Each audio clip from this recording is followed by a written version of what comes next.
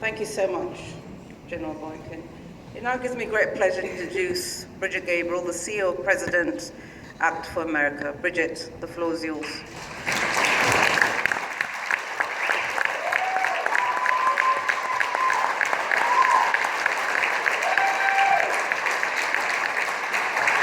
Thank you. Ladies and gentlemen, distinguished guests, His Excellency, Dr. Caleb Otto, Ambassador of Palau to the United Nations. Special thanks for you, for your moral clarity and your courage to stand up and sponsor this event.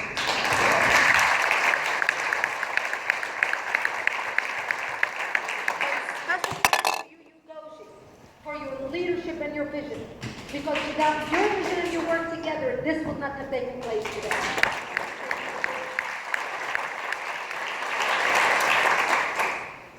Before you here today as a survivor of Islamic terrorism. I was 10 years old when Islamists blew up my home, burying me under the rubble wounded. My only crime was that I was a Christian. At 10 years old, I learned the meaning of the word infidel. I had a crash course in survival, living in a dark, cold bomb shelter, drinking stale water, and having grass and dandelions for food. At the age of 13, I dressed in my burial clothes, waiting to be slaughtered. And by the age of 20, I had buried most of my friends killed by Muslims. When I was growing up, I knew that only 3 kinds of people existed in the world: killers, victims, and bystanders. The lesson I learned gave me a fierce determination to fight evil and become a passionate leader against apathy and indifference. Today, throughout the world, more Christians are persecuted for their religion than any other religious or ethnic group. Approximately 200 million Christians in 60 countries are oppressed, abused, murdered solely because they are Christians. But it is in the Muslim world where the genocide has begun. 14 of the world's 15 most repressive countries for Christians are Muslim countries: Somalia, Iraq, Syria, Afghanistan, Sudan, Iran, Pakistan, Eritrea, Nigeria, Maldives, Saudi Arabia, Libya, Yemen, and Uzbekistan. 36 of the worst 50 are Muslim countries, including Qatar, Egypt, the Palestinian Authority territories, Jordan, Algeria, Tunisia, Malaysia, Turkey, and Indonesia. In many of these countries, churches are bombed or burned while worshippers are inside. Christians are kidnapped, brutalized, raped, sold into sex slavery, mutilated, shot, beheaded, or burned alive. These are not isolated occurrences. I read a story about a mother searching for her kidnapped son.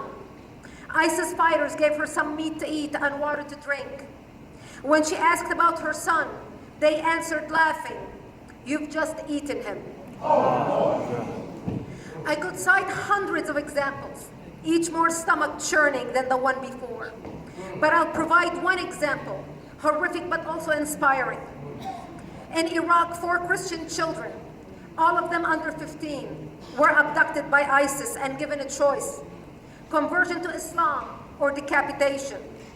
The children replied, "No, we love Yeshua," the Arabic name for Jesus.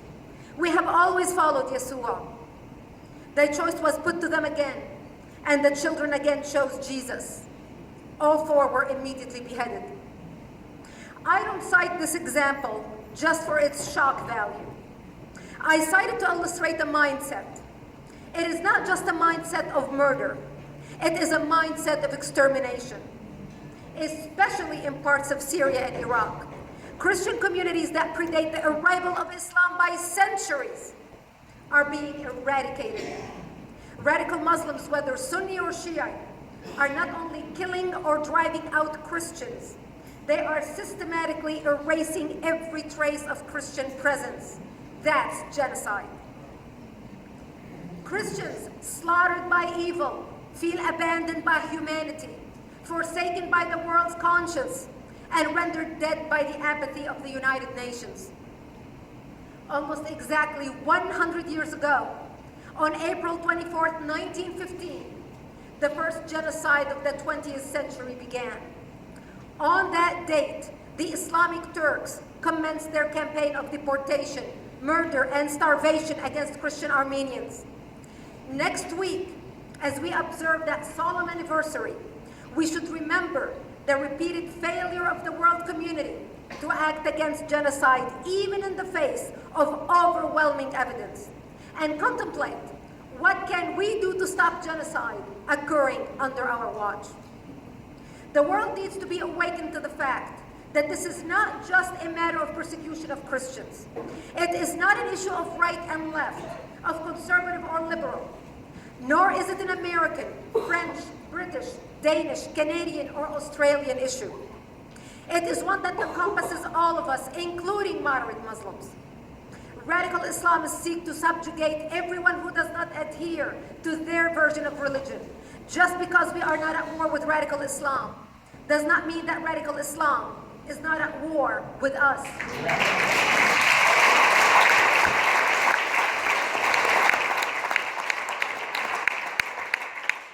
Pretending that war does not exist only ensures our defeat. The consequences of that defeat will be catastrophic for the civilized world.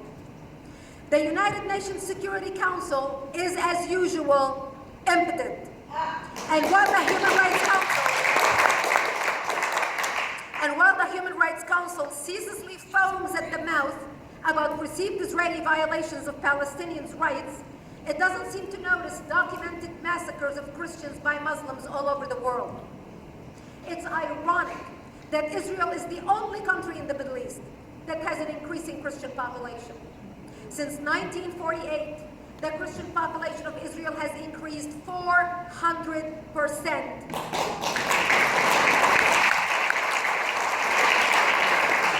But outside of Israel, Christians are disappearing. At the beginning of the 20th century, Christians represented 20% of the Middle East population. In 2015, they are only approximately 4%. It is time to call evil by its name. Islamic jihad is killing in the name of their religion. It's time to throw political correctness in the garbage where it belongs.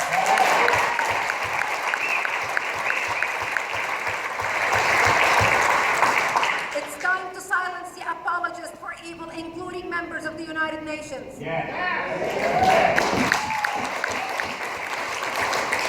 Today, history and faith meet at a single time, in a single place at the United Nations, to shape a turning point in a world standing on the cliff of the abyss of intolerance, barbarism, and a new age of darkness.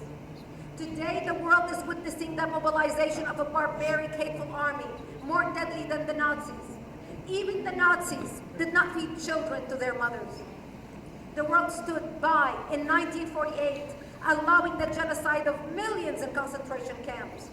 Are we going to allow genocide under our watch?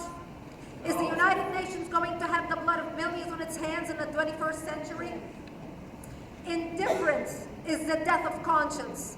Indifference is the enabler of evil.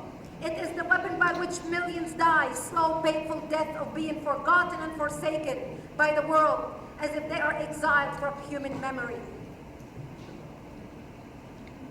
In denying their right to live, we betray our own existence. Tolerating evil is a crime. Appeasing murderers doesn't buy protection. It earns disrespect and loathing in the enemy's eyes.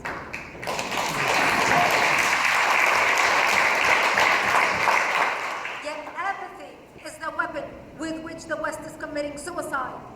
Political correctness forms the shackles around our ankles with which Islamists are leading us to our demise. I used to lay sleeping as a teenager in the 70s on my bomb shelter floor, praying to survive another day while waiting for the world to act. It never even occurred to me in my fondest dreams that I might have the chance to be standing here at the United Nations in 2015, asking the world today to act against evil.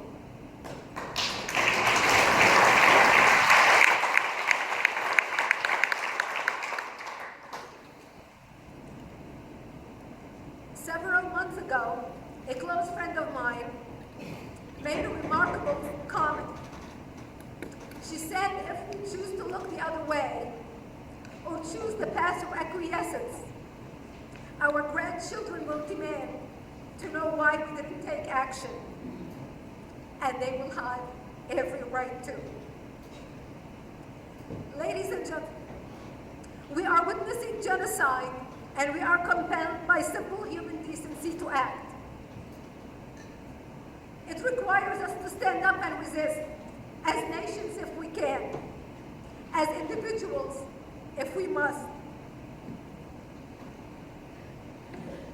I, as the leader of ActForAmerica.org, the largest national security organization in America, with chapters in 11 countries around the world, am committed to whatever possible to stand up against evil. Join us. There must be no delay, no hesitation, and no compromise with our purpose to defeat Islamic radicalism. We cannot, we must not stand on the sidelines allowing genocide in our lifetime.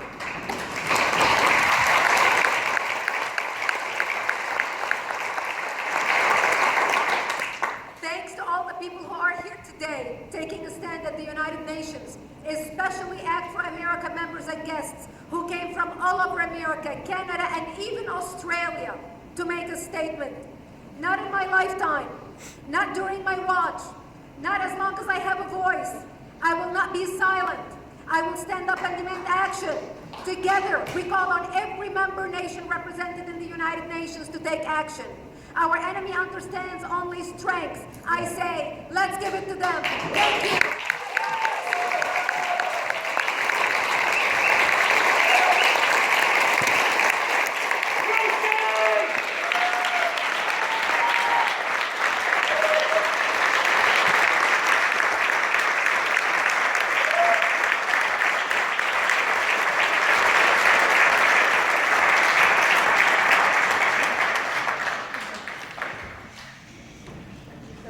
Thank you so much, Brigitte Gabriel.